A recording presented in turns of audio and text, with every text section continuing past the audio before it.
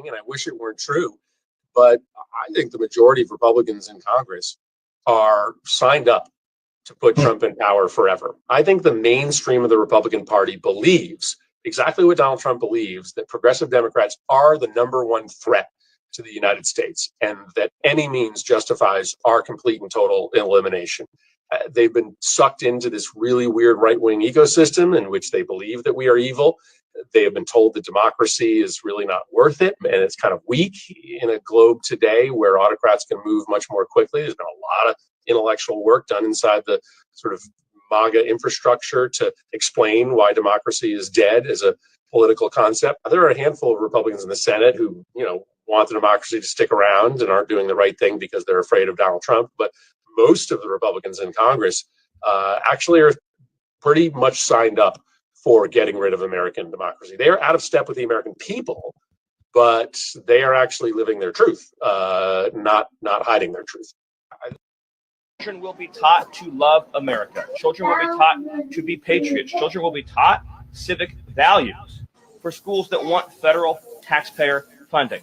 So as we close the Department of Education and we provide funding to states, children will be taught to love America. Children will be taught to be patriots. Children will be taught civic values for schools that want federal taxpayer funding. So as we close the Department of Education and we provide funding to states, children. Good morning. That voice that you heard in that narration is Stephen Miller. He was actually saying that, and they put some video to it, which is apropos for that. But welcome to the latest edition of Let It Be Known, the Black Press's morning show. I am your host, Stacey Brown. Peace and love. I am Niele Anderson, your co-host, and we're going to jump into some headlines that, of course, uplift, inspire, and impact the Black experience. That stuff right there. Look, it is what it is at this point. There are some pushbacks. We'll talk a little bit about that later. State of the people, as you always talk about. There, we are seeing finally some real solid, what we can see, tangible pushback. This guy says he's not even sure if he should uphold the Constitution and things of that nature. The White House is putting out on the official Twitter account him in all Pope garb. Remember, Lindsey Graham said, I would support him for Pope. Lindsey Graham would support his. Lindsey Graham would, if Trump said, I'm using the bathroom and I need you to clean me afterwards, Lindsey Graham would be the first in line. I just know the lawmaker that Greer first posted. He said they are actually living their truth, and that's the sad part of all of this, is that the double down from the Republicans in office is that they want to take us backwards, right, and backwards they are taking us. And so we have to see what Democrats are doing and how the people will respond. It's interesting, and you're 100% right about wanting to take us back. And how many times did the former vice president, during her campaign, say that we are not going back? We are not going. It was not just to tickle your ears. It was not just because it sounded good. She knew what she was talking about. It's crazy. Yeah, and so did 92% of Black women. We knew what we were talking about, and so did 80% of Black men. They knew what they were talking about, and together we did our job. And so the only people that are still trying to figure it out are pretty much, I'll let you say it, Stacey. Ain't nobody trying to figure it out. If you still trying to figure it out, then look, you are lost for good. If you still, he's already showed you. Everything has unfolded within 3 or 4 days now. It took like that for you to see. So yeah, ain't nothing else to figure out. You see, I saw this. No, now is the time to FAFO. Well, right. They find it out. And I saw this another video of somebody who was vociferous in their support of this guy, and now they're crying. It was the Cuban for Trump lady. And she is now, I didn't know it was going to be this bad. My people are gone. They sent it to Cuba, this and that. I'm like, yeah, take a walk, take a long walk on a short plank, lady. Nobody's feeling your pain whatsoever. We got situations like the lady. How about the lady, the white lady who called the little boy, the little baby, the N word, and now they got a GoFundMe for the white lady. Hmm. For sure. That is it's, wild. it is. Trump gave the lady the lady's family who attacked the Capitol, He signed off on giving her the family millions of dollars as reparations. Right, right. I So, mean, we so can go on and on, but we we do could have go on some and on, but headlines. We have right, some and I want headlines to. to jump into. Yes, we do, and I want to kind of start the day off on a more positive note. If you are a fan of Lady Gaga, you had to be impressed by what she did over the weekend in Brazil. She held a Mhm. free concert Saturday night in Rio on Copacabana Beach. She drew a record-breaking 2.5 million people. But what was awesome too was that she hadn't held a concert there in about 12 years, but the beach was open during her sound check, so her fans got an extra treat. And if you're into an artist, and I know, like, for instance, Neil loves Beyonce, like a lot of people do, folks, it is an amazing treat to be able to sit during their sound check. It is really almost better than the concert itself, the sound check. And for Lady Gaga to just come out and do her sound check in front of all these people and then do the concert is amazing. I thought that was real. Listen, I don't know one Lady Gaga. I know one lyric. I know some of her titles of her songs, but Mhm. I do appreciate an artist who celebrates their fans like that. So, uh, great job, Lady Gaga. Well, I know a lot of people are probably wondering if she'll show up to the Met Gala tonight in New York City.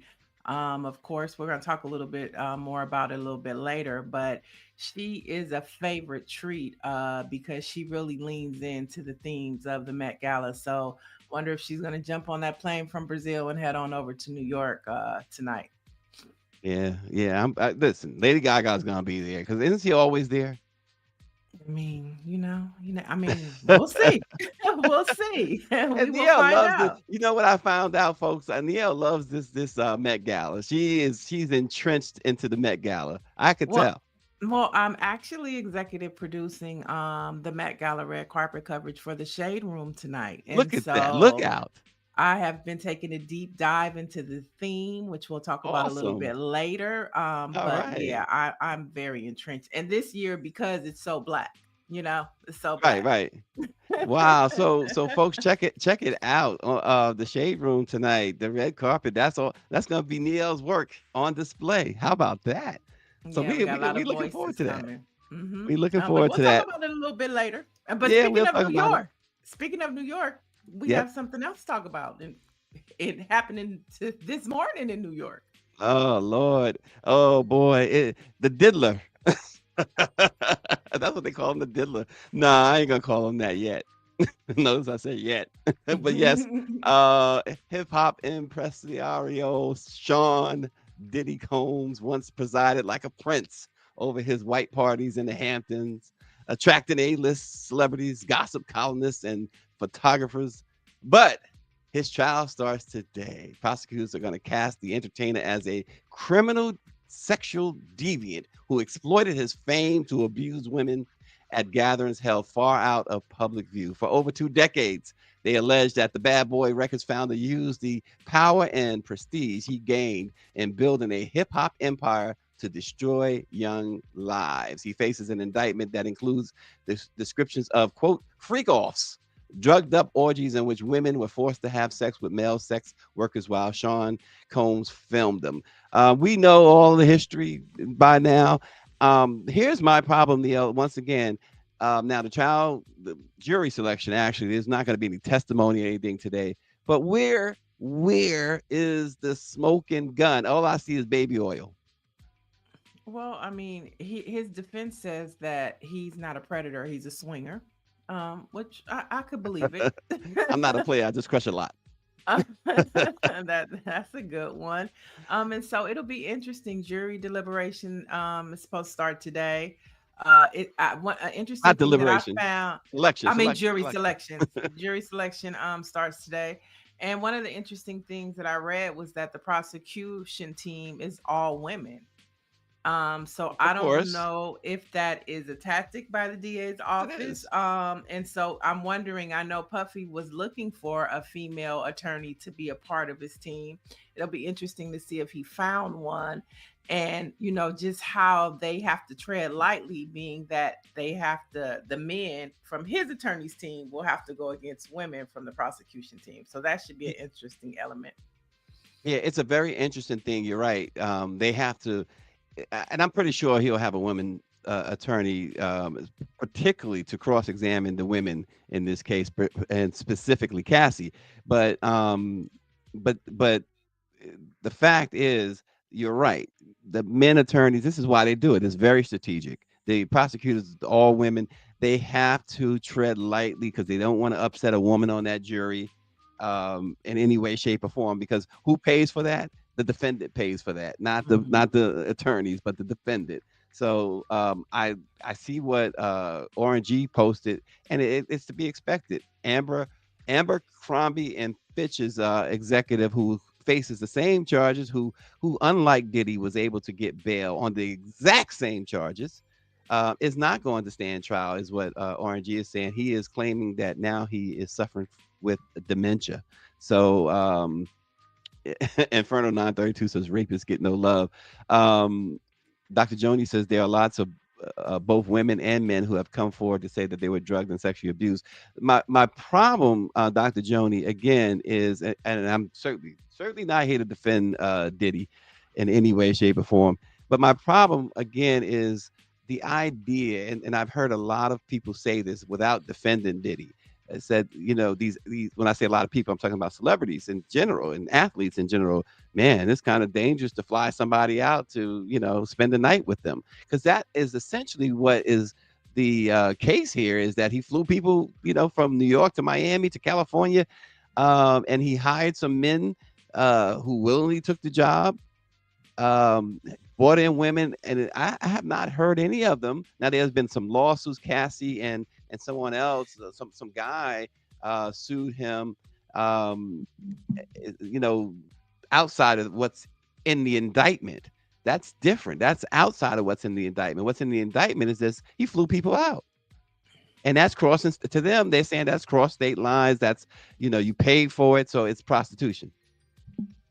It's trafficking. It's human trafficking is what they're saying. I've Trafficking. actually talked to one of the male escorts, and he said he was a willing participant, and from my understanding, he's been asked to testify. So I know this was a few months ago. He was looking for an attorney, but he said that he was a willing participant.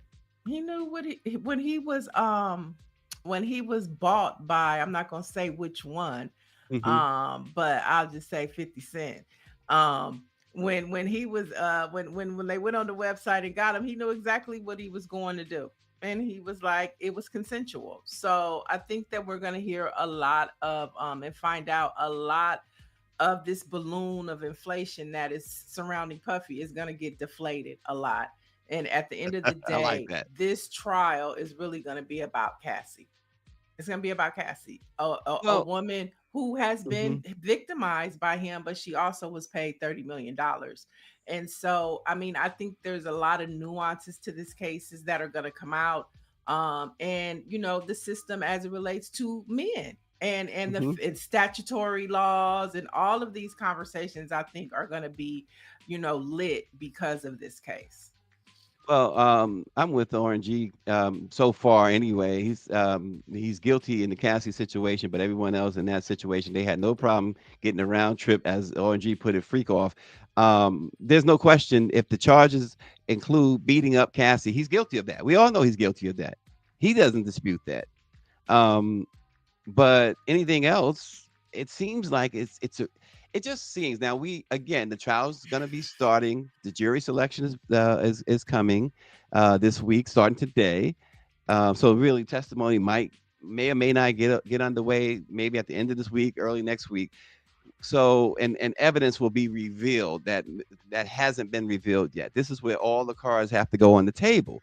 And so we'll see, because based on what's out in the public domain, all you got is an assault, and I'm not minimizing that. All I'm saying is, with all the charges, the only thing that really seems to stick is you brutally assaulted this woman.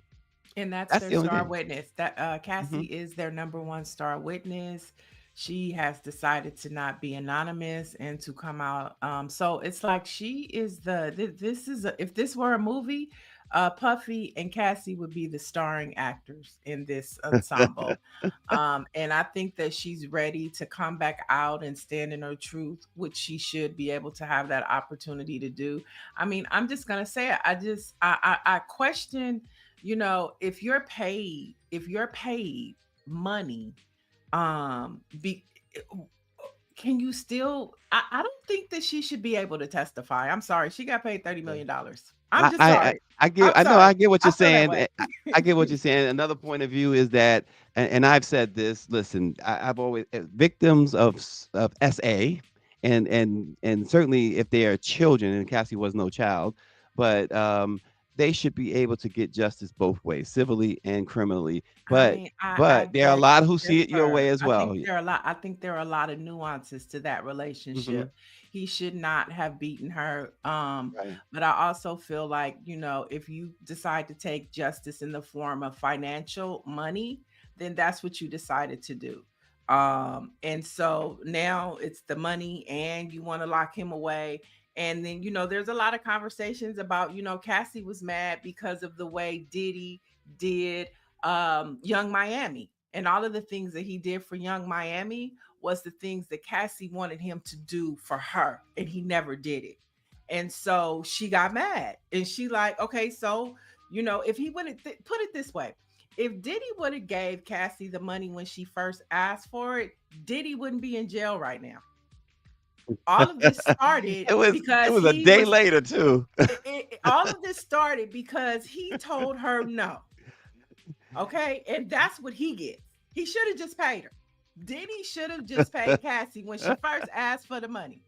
Then it The comes out, next you day, pay it her all the falls money, and apart. then you still go to jail. I mean, that's what I'm saying. It's a lot to this situation. Listen, So people can feel how they want to feel by what I just said, but I'm looking at the whole thing. And I just feel like there's a lot going on with this situation. I think there's a lot of animosity relationship wise between these two. yeah. I think there's a money grab. She deserves it, but he should have gave her the money before and he wouldn't be in this situation. That's how I feel about it. Diddy dummy Diddy. Diddy dummy. He made a lot of Dr. Jones. mistakes. Dr. Jones says she really disagrees, but Dr. Marilyn says she's been hearing about Puffy for years. I'm surprised it took this long. There's a lot of people who feel or think in that sense, like Dr. Marilyn, that there are people who will tell you, maybe they not tell you on the record, because I've heard some folks, what took them so long to get this guy? Right. No, they say Diddy's Because a he's jerk. not been a good guy to anybody, apparently. Right. But there are a lot of people in the industry that people are talking about. Why do you think Russell Simmons is living in Bali and he sneaks into the Russell was United in New States? York last Yeah, week. but no, and as soon, but when he let you know he was in New York, he was on his way back to Bali because he knows that there could be some things where he could get snatched up. He's not living over in Bali because he wants to be Zen 24/7. He's living over in Bali because he doesn't want any of the smoke that caught Puffy up. We know this for a fact.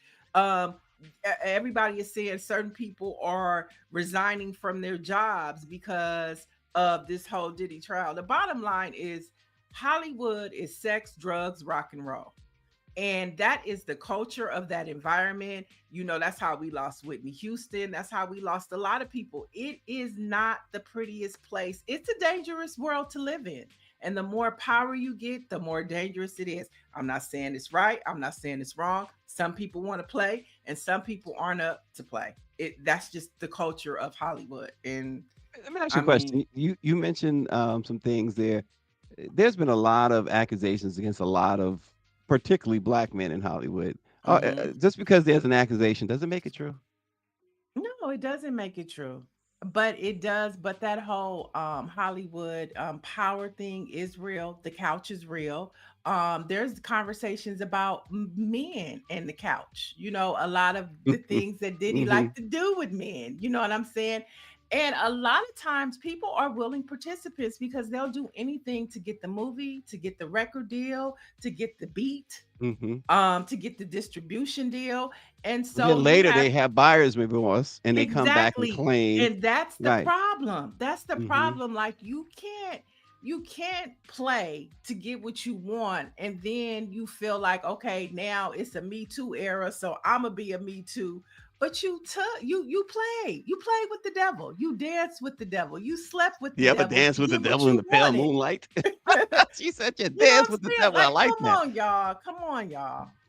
And it feels Uh, like there is an attack against black men. I'm not saying that they mhm. didn't, do what they did, but I feel like there is an attack on black Problem. men.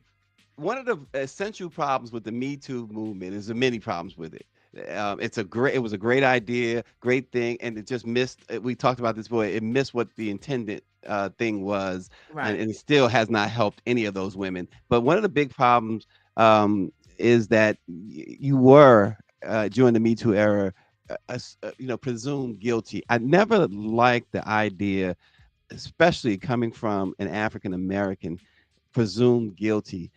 The justice system is already set up that way against us, and then to have folks just join the bandwagon, a lot of times you just got to let things play out and see how it rolls, because if the person is guilty and they are found guilty, okay, fine, but don't make them guilty before before we know all the facts.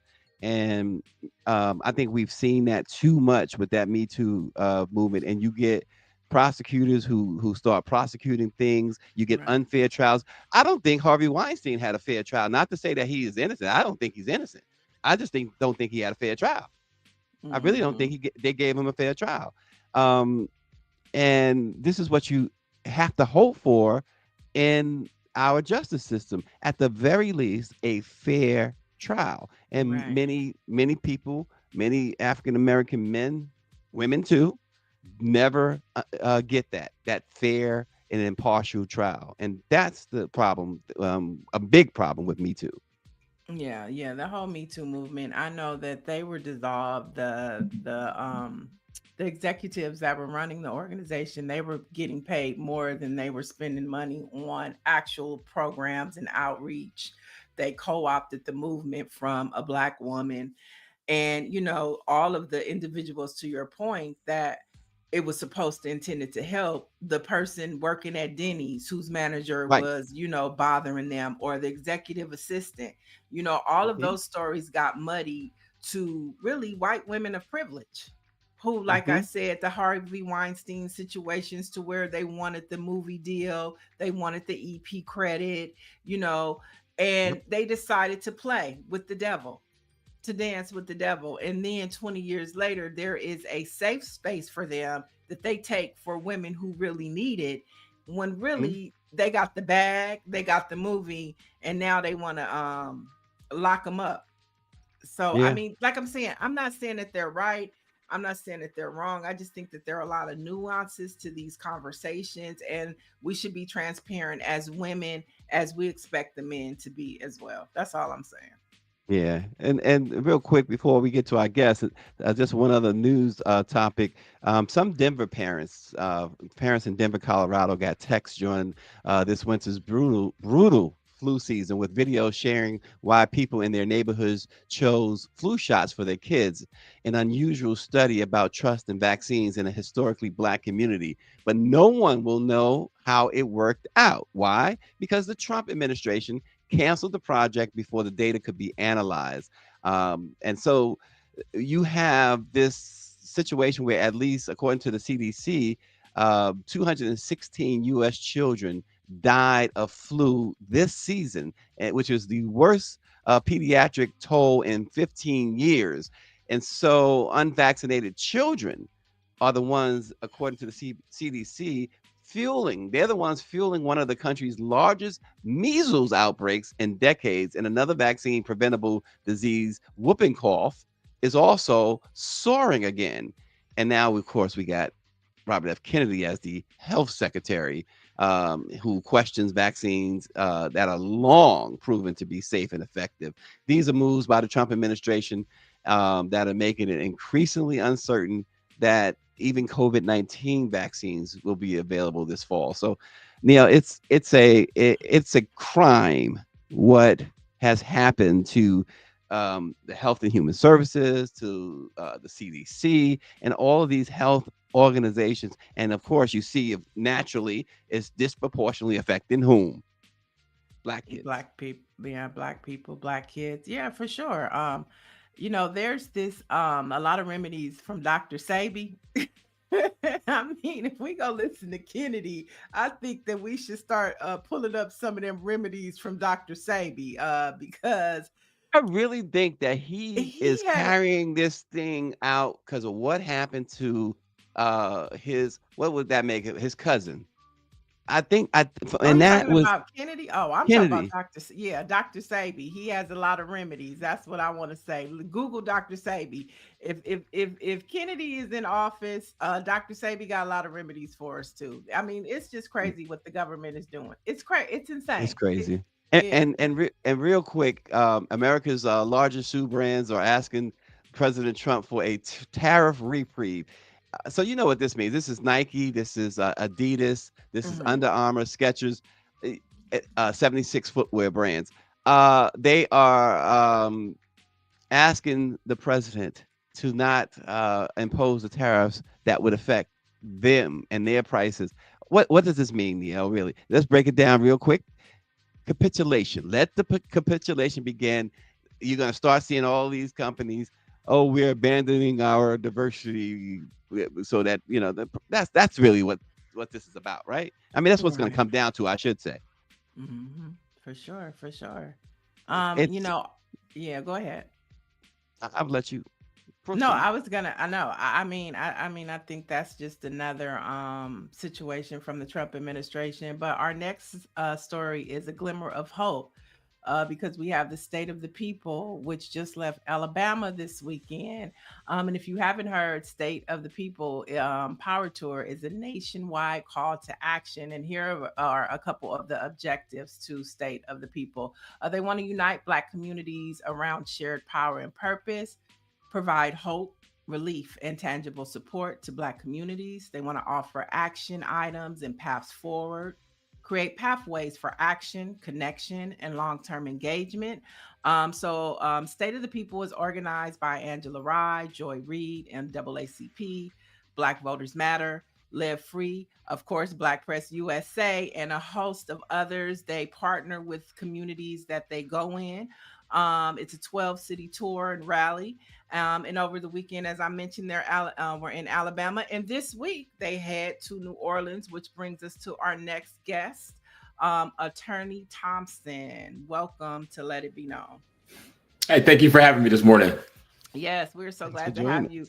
Power to the People Tour is coming to New Orleans this weekend, and you're one of the participants of it. And so we're glad to have you here to get a sense of what's happening in New Orleans. When we touch bases over the weekend, you told us about the Brave Cave cases, which is a former inmate processing center, and more recently an off-site interrogation facility in Baton Rouge, Louisiana. You're working on some of those cases. Can you tell our Let It Be Known family why this is important to the Black community?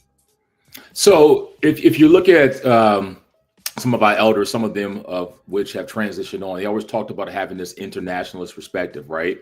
And so when you look abroad, and we all remember the Black sites that was in Iraq, that was in Afghanistan, whereby individuals were taken, they were interrogated, held without due process, and then some of them eventually ended up in Guantanamo Bay. And so we're seeing here at home in the United States is something reminiscent of what happened in Holman Square in Chicago.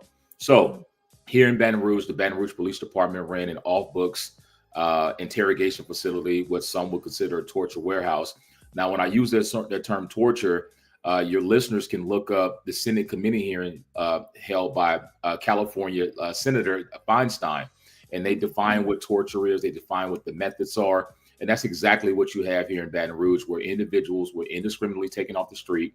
without due process, without access to a lawyer, and they were questioned about an array of issues going on in our community. Most of them were released without being arrested, and so we exposed that. We're in federal court right now. I personally have 4 suits that are pending with about 7 plaintiffs that range from all the way down from 11 years old all the way up into a grandmother. So that's what we have going on here in Baton Rouge with the Brave Cave. And so have you noticed an uptick in cases like this since this administration took over? So we're down here in the Deep South, and so there really has not been a shift. It depends on who's in office. The Deep South thinks that it can do what it wants to do to Black people. So we've been dealing with this administration. When I mean by this administration, I mean the Jeff Landry administration. So before there was a Trump back in office, we had Jeff Landry, and then you have the local politics that comes into play as well too. Particularly your listeners will probably know that recently the Trump administration came out with the ending of one of the longest held desegregation orders from the Brown v. Board education down in Plaquemines Parish. Your listeners can look up what Plaquemines Parish is about. I actually had a case down there with a young man who was alleged to have killed or attempted to kill a police officer, whereby the officers with Plaquemines Parish tried to cause serious bodily harm to him. But to answer your question, no, I have not seen an uptick. In fact, it's been pretty steady with what we know to be the Deep South in Louisiana. So we are very familiar from a national perspective about Ronald Green out of Lincoln Parish. He was killed. We know Attorney Lee Merritt is part of that case. But there's another case in Louisiana, Mr. Buckley's case. Can you give us some information about that? Yeah, so Mr. Buckley was an elderly Black man who oftentimes would ask for money in the Trader Joe's parking lot, would help individuals with their groceries and things of that nature. In return, they would give him money. Well, on this day, there was a white male by the name of Jace Boyd who was in the parking lot. And Jace Boyd, similar to what went on with our ancestors back in the past, Mr. Buckley was talking to 2 young white women. Mr. Boyd got the great idea in his head that should not be, that somehow those white women were in danger. He decided to pull his gun. He pulled the gun. He fired a shot. The gun, from my understanding, jammed. He reloaded the gun and then fatally shot Mr. Buckley. There was a trial that was held here in Baton Rouge on the criminal case. He was found guilty of manslaughter. And the judge saw fit to sentence him to 18 months credit for time served. We're currently in the civil phase of that. And so oftentimes, as you guys know, you mentioned Attorney Lee Merritt, as well as the elder Ben Crump and a host of other attorneys around the country. Oftentimes, we're left without any type of criminal recourse. So as attorneys, we pursue the avenue, the civil route, to try to hold people accountable. So I'm going to be teeing that up soon to get some justice for that family with Mr. Boyd, and we're going to seek to hold him accountable through the civil process. What's been is there still a big community outcry to that situation? What have you found in the community there? So I'm going to tell you, recently here, we had an election a few weeks ago, and we had one this weekend. Particularly to this weekend, the district attorney's office was seeking what we call millages here. But there are attacks from the people to fund the district attorney's office, whether it was going to be upwards of $24 million a year. The people here rejected that. And so what I believe is that rejection by the people here will send a message to the district attorney's office that the way in which that you have not been prosecuting or prosecuting inequitably will not be tolerated in this community. So I believe all of these injustices, the non-prosecution of these police officers from the Baton Rouge Police Department, the non-prosecution of Blaine Salamone, who killed Alton Sterling, which you guys all know that story. I think that message was sent this weekend that we're not going to tolerate that. On the state level, you saw a rejection of the amendment of the Constitution, whereby here in Louisiana, the governor was seeking and advocating for, as well as the local district attorney here, to not have any type of limits on how old a child can be before they can prosecute him. Right now in our city, they are referring 17-year-olds for simple burglaries. They're referring 17-year-olds for lower level felonies. So exactly, we are essentially being rolled back into, or they're attempting to roll us back into slavery and roll back our civil liberties. But the community is coming out. The vote is up. Power Coalition, Gary Chambers, everyone is a hands on deck right now to send the message. And I believe that when the district attorney does decide to run again, which is going to be next year, I think that he's going to see some real stiff challenges from the community, if not other individuals seeking to hold that office. You brought up the juvenile courts, and we know that there was an election, and 50 Cent did some robocalls. Hold up. And from a national level, okay, we get the robocalls, but you talked a little bit about like what those robocalls were about and the connection to the juvenile courts. Can you kind of break down that story for us and the calls he did and your thoughts on him making those calls? There's a saying that I always say that I see the brother laughing. You know, I try not to laugh. I laugh to try to keep from being. It's your attorney, Thompson. It's that facial expression is killing me. It's like you really want to be measured. It seems. You know, because I believe that he can be a partner with us here on the ground with the grassroots folks, and so and let me just say this. Listen, I've been listening to Curtis for a very long time, which your listeners know is 50 Cent. So I've been listening to him for a long time. I enjoy some of his music. However, there's a saying that I have that we treat our athletes and entertainers like scholars and politicians, and our scholars and politicians like athletes and entertainers. Mm-hmm. And so what he's decided to do is that he's decided to get in the deep end of the pool. But apparently he didn't realize that there's no lifeguard on duty when you come down here in the deep South in Louisiana. Right. Yep.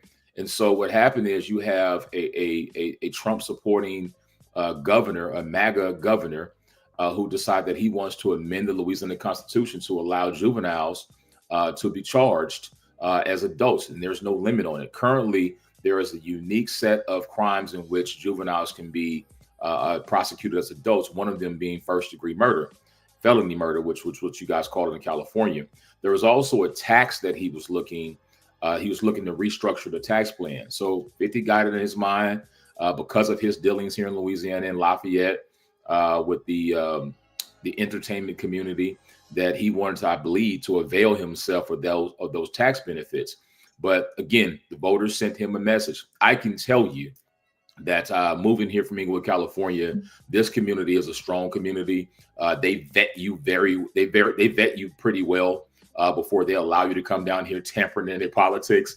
And so the message that 50 got was that no matter the robocalls, no matter how many album sales you have, this is Louisiana, this is the Deep South, and you must check in. I know you guys understand that, how to check in when you touch down here. And I don't mean it in the big U sense. Attorney Thompson, how do you, if possible, we often talk about these celebrities, and many of our viewers, they'll tell you in a minute they don't participate in the political system, but then they come out and in a way support a particular candidate in their own ways, right? How do you educate, if possible, a 50 Cent when it comes to something like this, or a Snoop Dogg or whomever else? How do you Saquon Barkley, right? Or Saquon Barkley. There you go. How do you, if you can you educate them? Yes, you look to the past. The late great Kwame Ture, and I don't call him Stokely Carmichael. I call him Kwame Ture. That's just what he named himself. He talked about how do you make the unconscious conscious, and he says you do that by one way, involving them in the struggle. So I would invite all the athletes, entertainers, all of those who are not on the grass, who are not participating in this grassroots process, to get involved in the struggle. As we know, when the system is done with you, you're no different than us. We can go back through history and look at what happened to Michael Jackson. We can look at what happened to all of our others, athletes, entertainers, that when the system is done with you, it will punish you. Particularly right now, we had a young man here in Louisiana by the name of Kyron Lacey who committed suicide. That is a shining example of that. When the system is done with you, it will provide you no type of, there will be no type of shielding from the system. So To all the athletes, entertainers out there, get involved. Reach out to the individuals that are doing the work. If you don't want to do that, educate yourselves. It's simple to grab an audio book. It's simple. There's plenty of YouTubes out there of all of our elders that came before us that will educate you on the struggle. Come join the struggle. Come home. There was a great talk, because I know we're going to segue into this. There was a national convening where the late great Ras Baraka said, "Come out." He used the N-word, but he said, "Come out, come out." And he named Lena Horne. He named all these actors and entertainers that he was saying, "We need your help." So we're putting the same call out again, is that come out, get involved in the struggle. We need you. We need your resources. We need your voices. We need that influence that you have to properly educate our people. Well, wait. I'm sorry, Neil, but you said late great. Ras Baraka, last time I checked, I'm sorry. breathing. That is the current mayor. I What want is to his clear that father's up. name? Yeah, What is the father's name? That's important. Yeah. That's important, Exactly. Stacey. Because Ras is running for governor. Ras is running for governor, and I wish him well. I'm talking about the father. Who used to be formerly known as I know Leroy, you if I'm knew not what you were mistaken. talking about, but I wanted to make sure our listeners, our viewers, Miri understood. Baraka. Thank you. Right. There you go. I wanted to make sure our viewers understood Ras is still alive and kicking. Alive and kicking. Turned Newark Look. into a great city. Right. Exactly. So That is correct. That is correct. And the man who should be governor of New Jersey during the next election. He will be. Absolutely. He will be. There we go. But you mentioned getting involved in the struggle, and there's a place where all these hip hop people, actors, singers can get involved. State of the People Power Tour. It's coming to New Orleans this week. Can you give us a little information about where it is and how folks can tap in? Yeah, so we chose New Orleans obviously as a central hub, but obviously I'm based here in Baton Rouge. There's going to be other individuals coming from around the state. My dear brother, my friend, Gary Chambers reached out to me because he's spearheading the movement here in Louisiana, the organizing piece of that. We're going to be convening in New Orleans on May 8th and May 9th. May 8th is essentially, we're going to be convening, having a town hall, having conversations with individuals, listening to the community about what their needs are. And then on the 9th, we're going to be having teach-ins, action plans, getting people involved in the struggle. If y'all can reach out to Curtis, tell him he need to come holler at us while we're down here, right? Any other entertainers, athletes, obviously the Saints are based in New Orleans. The New Orleans Pelicans are based in New Orleans. We need those brothers and sisters to come out and come support the athletes that are at LSU, UL. Come out, come here. We're not going to put a mic in front of your face. If you want to talk to us off the record, if you want to have a closed door meeting, we would love for anyone to come out. But to the people, the grassroots people, the everyday working class people, the lower class people, what they're calling lower class, right? We're asking everyone to come out, doctors, lawyers, whatever your profession, come out to New Orleans. If you're in the neighboring states of Mississippi, if you're in Texas, if you're in Arkansas, come out. We're going to be convening in New Orleans, and we would love to have you. Oh, that's awesome. Great. So you can visit stateoftheppl.com for more information. We'd love to have you back to keep us updated with what's happening in Louisiana and your cases for sure. I love what you said. He said, "Come home." He said, so listen, I was born in Birmingham, Alabama, and my mother moved to Inglewood when I was 13 in the 90s. And so for me, it is a pleasure to come back down here to the South to do the work. Obviously, California, there's a special place in my heart in California, Inglewood, Compton, Watts, SoCal. That's where I received a lot of my political training at. But our people need help here, right? And we need those resources to come back down here to the Deep South. That's not a knock on Atlanta. That's not a knock on Virginia, because I do understand Virginia was the home of the Confederacy at one point. But if you look at what's going on here in the Deep South, and what I mean by the Deep South, I'm talking Texas, I'm talking Louisiana, I'm talking Mississippi. We have some of the highest maternal death rates in the world. It is similar to a third world country here. Our people are mass incarcerated, over incarcerated. They're taking our babies. They're killing our babies. Cancer is here. Again, there's a lot of work to be done here. And we invite you guys to come down here and help us with this work. Absolutely. Well, we We appreciate know you. Dr. West Bellamy has Virginia locked down, and then Yo, to the good notes. You and Gary Chambers have Louisiana. And so we know State of the People will be streaming. I'm pretty sure Black Press USA will be streaming. Yep. So we look forward to checking back in with you. Yes, again, thank you for having me this morning, touching in on the issues. Every time I get an opportunity, I try to amplify the voices down here. Appreciate you guys. Thank you so much. You're welcome. Thank you. Have a good Appreciate one. you. Wow, All that right. was good information from Attorney Thompson there. That was nice. Right. And speaking of Louisiana, we can jump into these quickies and head straight to Lake Charles, Louisiana, where they Okay. have elected its first Black mayor. Marshall Simeon Jr. has unseated the two-term mayor, Nick Hunter, and what they are calling a contentious runoff. But representation matters. We have Black representation in Lake Charles. And if you didn't know, there are at least 26,000 seats on the ballot in May. Now, this is according to when we all vote. So, Trump may be holding down the White House, but there's a lot of work and change we can make in our communities on a local level. So make sure you check what's happening in your community and you get out and vote. David Youngblood says it's time to take the show to Mississippi and Louisiana. I'm all for Louisiana because I know RNG will have some crawfish for us. So Oh, I love going to Louisiana. They have the best. To me, Louisiana has the best food. Period. Hands down. is that right? Hands down. So that's our political stuff. But let's get to this Met Gala, which is tonight. Okay. And this year celebrates dandyism, which is a nod to Black men in fashion. The theme is super fine, tailoring Black style. The dress code is tailored for you, so everything will be tailored and fitted.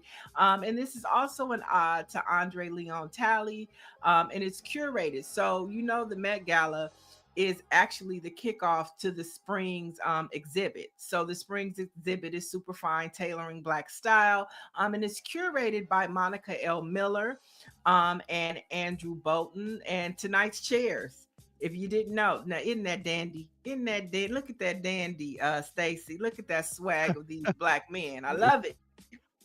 I can't wait to see the red carpet tonight. But the chairs are LeBron James, Pharrell, A$AP Rocky, Coleman Domingo, and Lewis Hamilton. And of course, the main chair is Ann Winter, the editor-in-chief of Vogue magazine. So a lot of looks are expected tonight. Everybody's looking for Rihanna, Janelle Monáe. Who else are they looking for?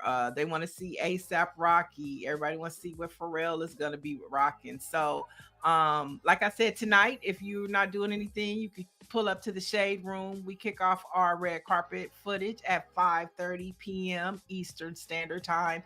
And we have some of the best voices in design, in style, and commentators, all Black, coming to you to give you the Black experience of the Met Gala this year.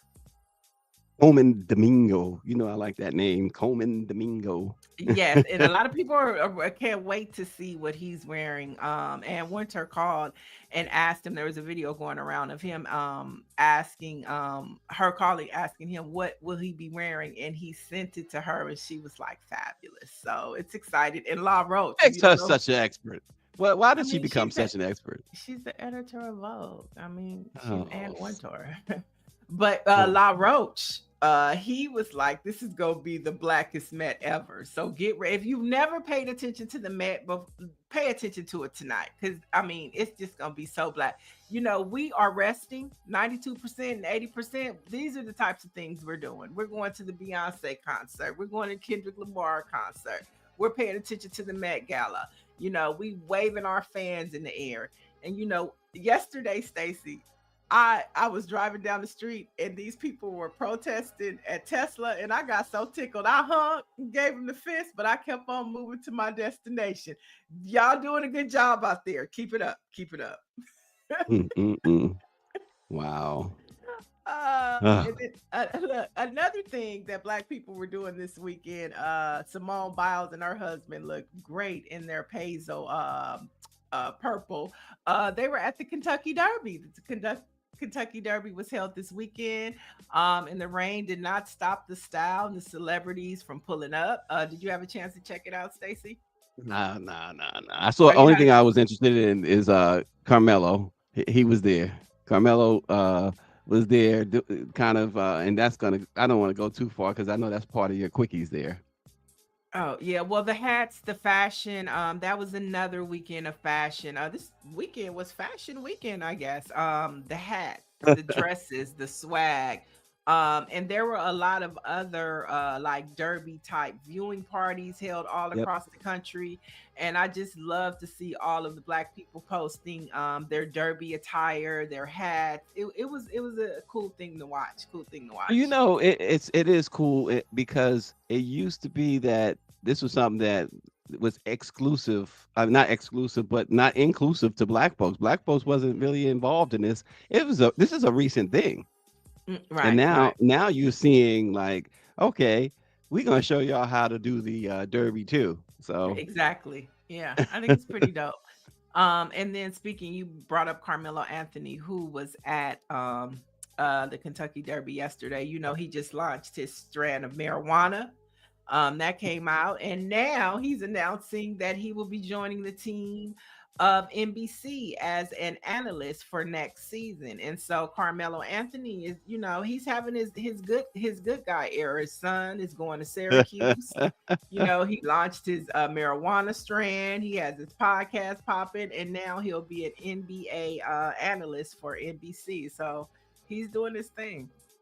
you say, okay, first of all, I'm glad that he is going to be an analyst at NBC. I think he'll be great. But you mentioned his own strand of marijuana. Everybody's got their own. Where they coming up with this stuff? Hey, it's legal. Why you can't let all the white boys have all the equity in Oh, I get marijuana? it. But we how are we getting our own strands? Where does I it mean, come? Is it a certain tree? yeah, I mean they develop their own strands, you know. You got I know what's his name? Another basketball player. I forget his name, but he has his own strand. Snoop has a strand, the Mhm. game has a strand. You know, they get with these cultivators, these farmers, and Iman Shumpert, she said Greer said you cultivate it. there you go. And it's another one. Another he was like the first. I forget his name. I'll come up with it. But yeah, Carmelo Mm. Anthony has his own strand of weed. And so, you know, you just keep a lookout for it and try it, Stacy. You never know. I ain't trying it. I don't know. Sure. But those are your quickies for Listen, today. listen, I'm high on life. That's good Oh, that's good. Okay. I'm gonna go smoke some life. too. And McAllen, she says, that's right. So are you saying, Greer, that you about to buy me a bottle of McAllen? I mean, that's what I take it. Um, so I kind of totally messed up on the black pop quiz. So I guess we'll have to wait till tomorrow. Unfortunately, that was my mistake. But we are revoking a black card today, and Mhm. that individual is Trump supporter and alleged political analyst Rob Smith. Among his most recent tweets, and this is going to get under Niel's skin really bad, were his celebration of someone naming him to the Mount Rushmore of coons, and these outlandish self-hating takes. Here you go. This is what's going to bother you, Niel. This guy tweets out that, quote, Sinners is fantastically entertaining, well acted, and impeccably produced black victimhood propaganda. I mean, this dude. Uh, and then he tweets a photo of Tim Scott, and HUD Secretary Turner and other betrayers, where he says, quote, he says, proud to stand with just a few of the black men who helped Donald Trump save America. Yeah, Rob is doing what Rob does. He likes to walk around New York with his shirt off and make Oh, did viral we revoke his TikTok. card before? No, no, I'm just sorry. I'm very familiar with who he is. And so, you know, I talk across the aisle because I just want to know. And so, yeah, he walks around New York with no shirt on or a tank top on, showing his abs. And he makes these controversial videos on TikTok. And so, I mean, that's what he does. I mean, in a Democrat world, he might feel like he has no voice, but over there in the Trump world, you know, he's seen, he feels heard, and he feels validated, and we talk about him. And so that's his mission. So he's doing what Rob does. Well, if we pulled this card before, this is a permanent pull. This is it. No, we There's didn't no pull turning this card back. before. I think Greer says we did. Oh, we did? Yeah, well, she see, says we did. that's just the type of stuff he puts out. He might get his card revoked 5 more times, okay? Oh, just to okay. remind him that you can't come to Juneteenth, you can't come to Christmas, you can't come to the cook, you can't come to nothing, Rod, because you just do too much. Orange G says Rob wants to be a gay, racist white boy. Ooh. And Greer says in the attack for white gays run. That's right. Trump has ran him down before. That's right. And he's still 100% for that nonsense. Wow. Oh, they don't learn. They don't learn. They don't learn. I thought you said they're gonna learn. So are they ever gonna learn? No, they don't learn. I mean, Zoe Lee, she was arrested at the White House, and she's still 10 toes down for Trump. So it wasn't Trump who locked me up. It wasn't Trump who put the cuffs on me. So, you know, I mean, this is just who they are. They find space, they find validation in a Trump atmosphere, and that's just who they are. I still talk to him though, you know. Why? I mean, because dialogue is good. And I mean, ask any politician, you know, you have to keep your enemies. What does they say? Your enemies close. Yeah. Your friends close and your enemies closer. Closer. Yeah. And if there's ever an opportunity to caucus somebody or make them think different, I like to have open communication. And I like to talk. Sometimes I've talked to Republicans, especially I had some long-term Republicans, like generational Republicans, and talking to them in a Trump 2.0, some of them have changed their mind about him. And that's what I love to hear. When I hear them say, I'm not a Trumpster. That's how I learned the difference between a MAGA, a Trumpster, and a Republican, because there are levels to it. There are some. I remember somebody, who was it that we had on that offended because I was simply asking, what's the difference? There's a difference. A Republican, Right. A Black Republican is just like, you know, traditional Republican values, you know, cut the fat, all of the things that the Republican Party used to represent. A Trumpster and a MAGA person is a person that follows Donald Trump. Donald Trump co-opted the Republican Party. You know, he took it over. But the values of the Republican Party aren't necessarily Trump values, but now he's muddied all the water. But there is a difference. And the Black Republicans, they are very quiet right now. Oh, they are very cool. You won't find them at the White House. You won't find them with the evangelical. They are very quiet right now. Yeah. All right. Some Black history facts. On this date in 1905, the influential Black newspaper, the Chicago Defender, was founded by Robert S. Abbott. The paper was the first African-American publication to have a circulation of over 100,000. The paper began as a 4-page, 6-column handbill that Mr. Abbott produced with an initial investment of 25 cents. He produced the paper alone out of a small kitchen in his landlord's apartment until 1910, when he hired his first full-time paid employee, the historic Chicago Defender. Love that. And on this date in 1969, Moneta Sleep becomes the first African-American to win a Pulitzer Prize for his photograph of Mrs. Martin Luther King Jr. and her daughter at Dr. King's funeral. You know, so Lauren Burke and I was on Roland Martin's show on Friday, and Moneta Sleep came up. Roland brought up Moneta Sleep, and the interesting backstory I did not know, and Roland mentioned it, and I hope and wish that others would do the same. So when Mrs. King learned that only white media had credentials to get into the funeral. She said, okay, well, if there's no Ebony, there's no Jet, there's no Black, then there's going to be no media whatsoever. So they gave Monetta Sleet a credential, and that's how Monetta got that photo. And so, again, props and more props to Coretta Scott King. Yeah, for sure.